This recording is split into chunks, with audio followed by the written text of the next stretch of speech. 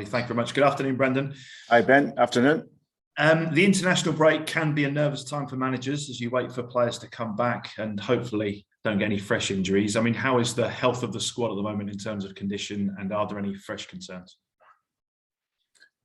No, I think most of the guys have come back all okay. We obviously had the issue with Yuri before he left, so that puts him out for a few weeks. But yeah, apart from that, the players have trained well, worked well since they've come back, and yeah, we fit and healthy otherwise. Wesley Fofana has not been fit to play for you yet this season. Some talk, certainly from France today, that perhaps Chelsea might be making the initial stages to an approach. Are you aware of any interest or any approaches for Wesley? No, not at all. And just one on your own future as well, if I may, because I know you were very quick to play down the link with Newcastle. But since we last spoke to you, there's been a lot of noise, particularly around Manchester United and that link. I mean, is there anything you can say to us about that? Is it one of the cases where, I don't know, some jobs are too big to turn down or anything like that? I mean, what is the situation? There's two things. Firstly, it's really disrespectful for you to ask the question when you have a manager in place, a good manager and a good man who's working at the club. And secondly, I can't really comment on it because it's something that's not real. I'm here as the Leicester City manager, proud to be here, privileged to be here, and fully committed to the players, the club, the ownership. And that's about it, really. All the other noise around that is something that we can't control. Does it frustrate you, that noise, the headlines? It doesn't me personally, no, because my focus, like I've done in my career, is always looking for the next game. So the only club I'm thinking about is Chelsea and getting ready for that. It's obviously frustrating, I would say, for supporters and also my players. You know, if anyone is to read anything that maybe has been out there, then of course that can destabilise. But it's something that, certainly from a personal perspective, it's something that's in the modern game, and even much more so now. You know, lots of speculation, lots of gossip, but it's all a part of the game. But it's something that I've got no focus on whatsoever. And if I can just finish by asking you about Jonny Evans, once again, in imperious form for Northern Ireland. On his day, is he one of the best central defenders in the Premier League? Yeah, I reaffirm that because I've said it from when I first came in here. I think he's one of the best centre-halves in European football. We're very fortunate to have him, and you see his leadership qualities in the game the other night. Just the calmness he brings, the authority he brings to any team that he plays in, and so yeah, he's a top-class player who's at the peak of his game. And when he's fit and healthy, he's one of the best centre halves in Europe. Thanks for your candor, Brendan. Appreciate that. Thanks, Ben. Thank you. Okay, let's go to Anita for PLP, please. Afternoon, Brendan. Hiya, Anita. Afternoon. I hope you're well. Very well. I just wanted to get clarification, please, on the team news. You mentioned Yuri there. With Mark Albrighton and James Justin, are they fit and in contention for this weekend? Yeah, Mark's been back training, so that's really good news. JJ's he's looked really good in training, but he's probably just a little too early for him. We probably want to get him some minutes with the under-23 team, so we've got that plan in place for that. So, but he's looking so good in training, and he's obviously physically very, he's physically very strong. He's a natural athlete, but he's worked ever so hard during his rehabilitation. So we are seeing the rewards of that. We see him in training, and he's been absolutely first class. But we just got to make sure with him, still a lot of the season to go, and we just want to make sure he's fit and ready before he goes into some game time. I wanted to ask how the international break's been for you, and has it been much of a reset, I guess, because obviously you had somewhat of an unsettled start to the season with so many key injuries, and now it seems that you're slowly getting more players back to fitness. Yeah. I think at this point of the season now, the season really starts because now you've got a flow of games. over the next numbers of months, lots of games, so the period's relentless. But yeah, I think that for this opening 3 months of the season, that you always are, no matter if you've won the game before the break or lost the game, you're always looking to reflect, reset again, and thankfully now we have this run of games over this next few months that allows you to get that rhythm, and obviously it's going to test every squad, and none more so than ourselves. So it's a relentless period, but you have to be relentless in your mentality, and that's what I'm looking forward to, seeing that over this next period of time. And that relentless period, of course, starts on Saturday against Chelsea, a side that you beat twice out of the 3 times you met them across all competitions last season. Chelsea go into this game having drawn against Burnley just before the break. I just wonder, what kind of challenge are you expecting this time round? Well, it's a big challenge because they're a fantastic team. I think Thomas has gone in and he's got them really organised and working well, and that culminated in obviously them becoming European champions, and they've started this season very well. So they've got an outstanding manager. They've got an incredible squad of players that now have the confidence of winning a big title, and they've got real talents there where they can bring players out and bring more players in, and it doesn't make any difference that the level is really high, both technically and from a tactical perspective. So like you say, for us, every time we played them of recent, it's been a big challenge. The FA Cup was a special day for us, but likewise we had to work, and like when you play some of the big teams, you need to be at the top of your game. You need to play well. You need to be relentless in your work, and also you need a little bit of luck along the way as well. So, but we're looking forward to the challenge of it, and as I said, a fantastic team, and we'll be ready for it. And finally, from me, I know you mentioned a moment ago that your immediate focus is the game in hand, but how big a week does this feel for Leicester's season? You look at the Premier League table, you're 7 points from 4th. I imagine you don't want that gap to get any bigger. And then you've got that huge game midweek to try and remain in European competition, or European football rather. Yeah, well, they're all big games, and the focus purely on the next one. It's interesting, you're talking about the top 4, and for a club like ourselves to be challenging shows really the strides that this squad of players have made. So for us, our target always at the beginning of the seasons has been, can we arrive into European football, and that's where we'd want to be. And like I said, there's still a long way to go. Obviously, really important games coming up over these next numbers of months. But my focus really is on the next game, and that's our focus only. Well, all the best on Saturday, Brendan. Thank you. Thanks, Anita. Thank you. Thank you, Anita. To Jason Bourne for TalkSport, please. Thanks, Anthony. Good afternoon, Brentford. Good afternoon, Brendan. Even got Brentford on the mind. A couple of maybe uncomfortable questions, Brendan. I mean, obviously, you've already addressed some of the Manchester United links there. I know you're clearly annoyed about the speculation, but a couple of other things as well. Kasper Schmeichel has said in an interview recently that he would potentially look to leave before he retires. Wesley Sneijder also not particularly playing down thoughts of also going elsewhere in an interview he did, I think, last night.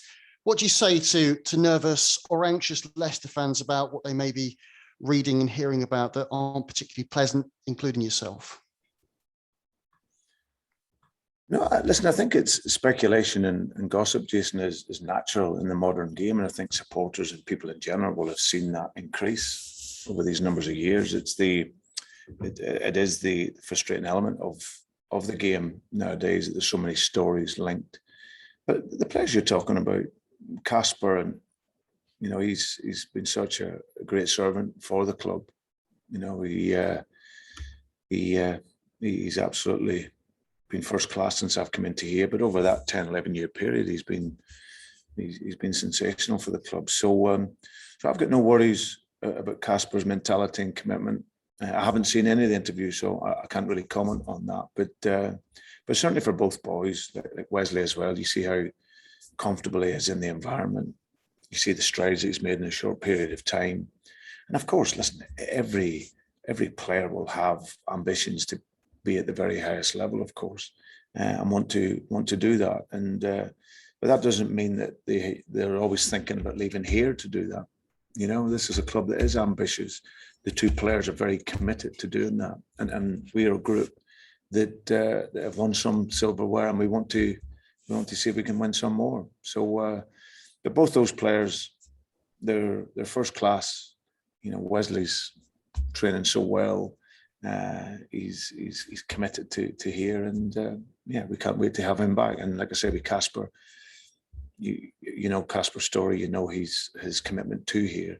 But there's nothing wrong with having that ambition to be and play at the very highest level. Now, what about your personal ambitions remaining at Leicester City as well? How do you feel about that continuing task and project at the football club? Again, you talk about wanting to get back into Europe again this season, but as we know, there have been one or two bumps in the road already this campaign. Yeah, absolutely, Jason. Like I said, we've not been as consistent as what we have been, but I feel now that we can really focus in and have a period of time now where we can really get to work. Like you say, but we're not too far off European football now. It's still very early in the season. And my own commitment, I've said it a number of times here, anytime there's a link. I've got a huge respect here for Kuntop and the protection of his father's legacy and what he brings. My relationship with him, Susan Whelan, John Rudkin and all the other staff here, we're very much together and looking to push the club on. And for me, I feel I'm in the right place at the right time, in the right environment, and with the right people. And when you have that feeling every day, and you have that ambition to maximise what you can from the club, then that gives me a joy and a happiness to be here. And also, I work with a calibre of players that we're trying to rinse everything out of, and maximise their potential. So all of that combined, I'm very, very happy here. Jonny Evans, widely praised for his performance for Northern Ireland this week. I think he's got a few million Swiss people that now adore him. Are we now seeing him putting in that consistency of performance on a regular basis alongside a run of games, those appearances he's getting now? Yeah, he's a huge player for us. And we've always said it. He brings that authority to the game, the organisational skills, the calmness, and he's a winner. So having him available is absolutely massive for us. And it's no surprise to me. I've known him a long time. I've seen him. I've always said from when I came into here, the level that he's at, to see him play for our country and play the way he did was amazing. And it's great to have him back fit. And like you say, hopefully he's now at the stage of his career where it's about playing, recovering and playing and recovering. And that's what we'll look to do, manage that recovery time and hopefully he gets a bit of luck with injury. Just one on Ben Chilwell. I'm sure you hope he has a bit of a stinker on Saturday, but how do you view his performances over the last few weeks? Again, somebody that, of course, you know pretty well. He's been playing well and adding goals to his games of late. Yeah, he's a very talented player, Ben, and he was a great boy to work with when he was here. I think he's coming through the academy here and everything that he gave, and then obviously he's then moved on, and it always takes that little bit of time when you're going in. I said that to him before he left. When you go to, he's getting into that level and that expectation. That always takes a bit of time to adapt and adjust. But there's no doubt in his talent. No doubt in his talent, and if you add a mentality to that, then of course he's a really, really good player. And like you say, he's playing in a more advanced position as a wing back, so it allows him to get in there. He's got good legs, good energy, so he can arrive in the box. And he's got a fantastic left foot. So hopefully we don't see that at the weekend. But I always wish him well. He was great for me when I was here, and obviously the club done well as well when he moved on. Final one from me, and just away from this game slightly. I know it's different because you managed in the Premier League before going to Scotland, but any advice for Steven Gerrard as he embarks on his Premier League management journey after coming from one of the big giants in Glasgow like yourself? Yeah, I think obviously Steven has felt the time to move on. It's always a wrench when you leave, and I can only talk from my own experience. And leaving Celtic, I'd felt that we'd done absolutely everything we possibly could there, and in terms of winning trophies and breaking records and stabilising the structure on and off the pitch. And then you look then for the next challenge. So for him, he's obviously felt that. He's coming down to the Premier League, where it's the most competitive league in the world. It's a league he knows very, very well as a player. He now enters it as a manager, and he comes into another fantastic club that will have ambitions to be up and chasing European football. So he's felt it's the right time, the right challenge, and I'm sure he'll do really well. Cheers, Brendan. All the best on Saturday. Thanks, Jason. Thank you. Okay, we'll finish the broadcast section with Owen Palmer-Atkin for BBC Radio Leicester, please. Hi, Brendan. Hope you're okay. Hi, on. On Youri Tielemans, I know you said a few weeks. Is that this side of Christmas that we'll see him back in action, or is it maybe a little longer than that? Maybe. No, he'll be back before Christmas. Yeah. Okay, good. And on a couple of other injuries, I know you mentioned James Justin already, and that he's being involved in maybe youth games now. But what about Wesley Fofana? Because he's very active on social media, and seemingly, as you've said as well, is coming along really well. How far away is he from being back, maybe on the training pitch with the rest of the squad, and being maybe involved in a Premier League game? Yeah, I'm not sure the exact date yet, but certainly I was just watching him there out the window. He was doing that. He was rehab out on the field, and he was moving really well with our medical and sports science team. So he's building up his fitness. He's building up the contact with the ball. So yeah, it's just that progression for him. But it's great news. He's way ahead of where we thought he'd maybe be. He's absolutely devoted everything into his rehabilitation. And initially we were thinking, obviously, early part of the new year in January. So it still might be that he's still got a way to go, but he's doing very, very well. And JJ's one, like I said, in training, he looks like he's never been away. But we just have to be careful with injuries had. As I said, the plan will be to get him into 45 minutes of maybe an under-23 game soon, and just manage it from there. But he's gifted where he's a natural athlete, but he works tirelessly at his game. So for those two players, they're going to be huge for us, towards the end of this year, and then being there for us in the second part of the season, and we get those two players back into the squad, and then that's a massive bonus for us. Yeah, I wanted to ask about defensively, how much will they actually strengthen the side at the moment? Because they have that, and what you've described as that defensive profile that you like. Yeah, well, they're both players that are very athletically strong. They defend forward. They can deny space. They're aggressive.